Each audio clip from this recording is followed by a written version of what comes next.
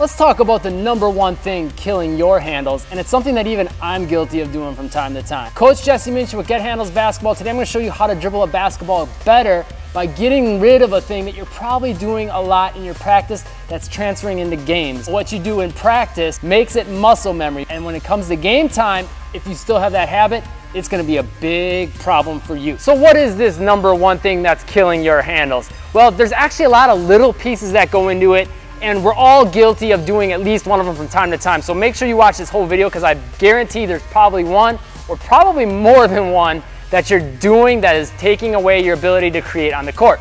But this #1 thing that kind of overarchingly fits everything is what I call sort of dribbling or kind of dribbling.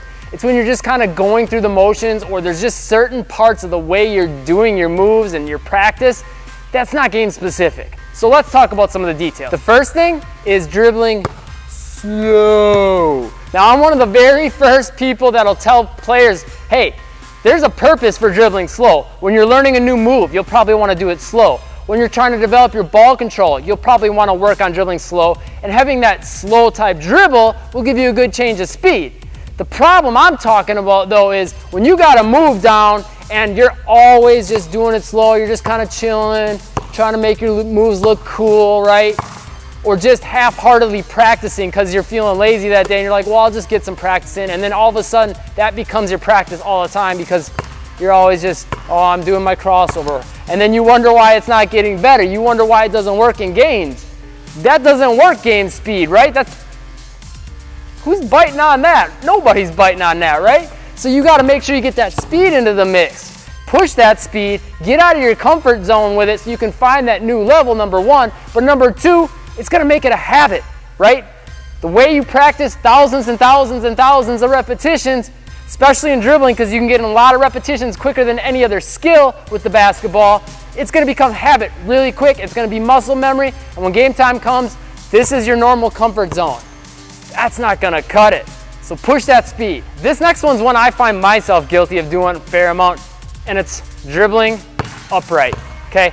That's not game specific. You're not ready to move as quick.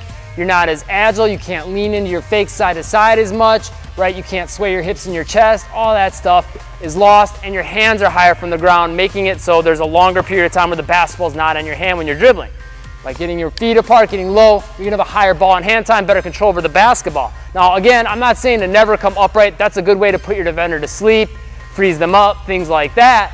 But when it comes time to attack and you're close to your defender, this is not gonna work. So if you're practicing like this with your moves, you know, and your drills, that's not gonna cut it. You gotta get that butt down, get those feet apart a little bit. That's a habit that you have to make sure is in the mix. Not just in practice though, but even in games. Like sometimes in the end of games, maybe you'll find yourself getting tired, and the first thing that'll probably happen is you'll stand more upright, right? Because one of the most taxing and energy-taking things you can do is being in a low stance and using your legs more, right?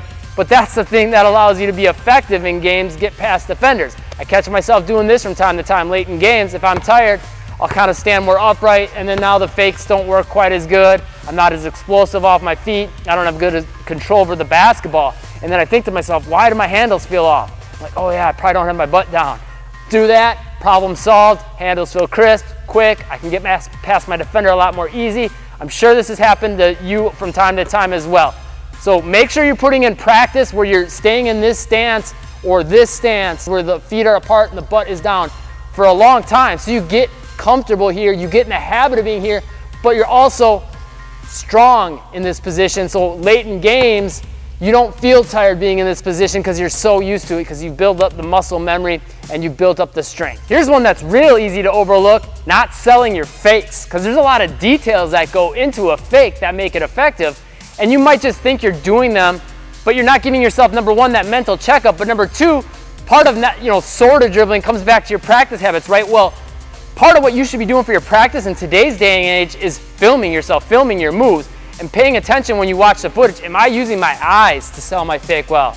Am I leaning my hips and my chest into my fake when I want my defender to come this way, right?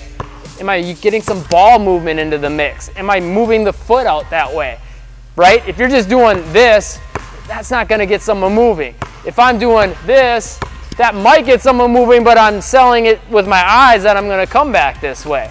So making sure you get all those pieces in place, taking them seriously, and even making yourself, this is something I tell my players, make yourself think you're going to go this way when you're going to change directions, right? The more you can convince yourself of that and be an actor, the more likely that fake's going to work really well. You're going to do all those little things naturally, the hips, the chest, the eyes. But again, it comes down to getting into that mental state of mind, putting some intensity to it, and stop sort of dribbling. This next one is one I'm guilty of from time to time.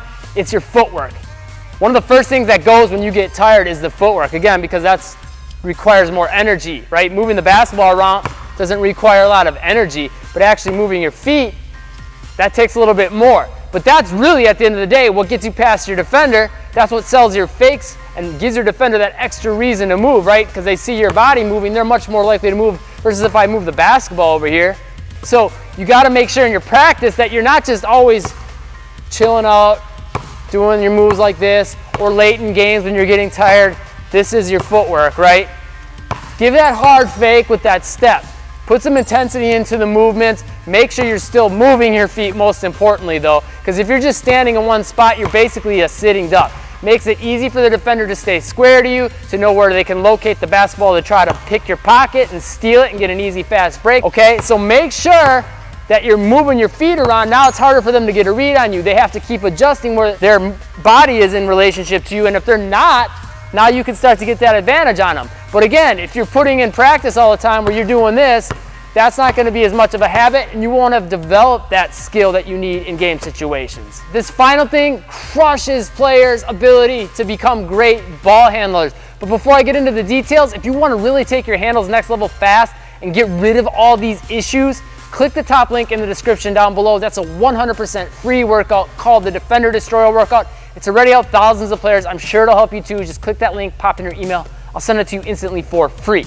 Now, the last thing though is getting out of your comfort zone. So we talked about this before with your speed, but if I'm talking on this end of things, more like your drills, your moves, right? If you're always doing the same thing over and over and over, yeah, it's good to have maybe a certain little routine you do, but you got to get out of that comfort zone if you want to find that new level, and if you want to be comfortable being uncomfortable, right? Make yourself uncomfortable in practice, so in game time, you're comfortable with those uncomfortable situations, because the game's not always neat and tidy, right?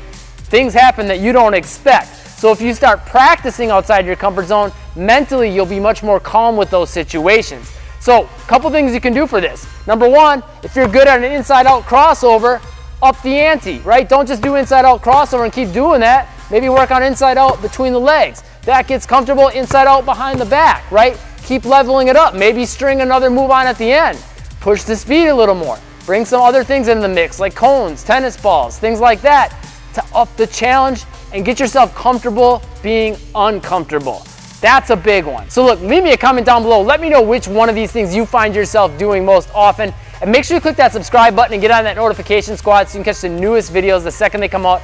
They're all gonna help you improve big time and eliminate more of these things. And if you found this video helpful, make sure you check out this video and this playlist. I know you're gonna love those as well. Thanks for watching. Stay tuned for more and make moves today.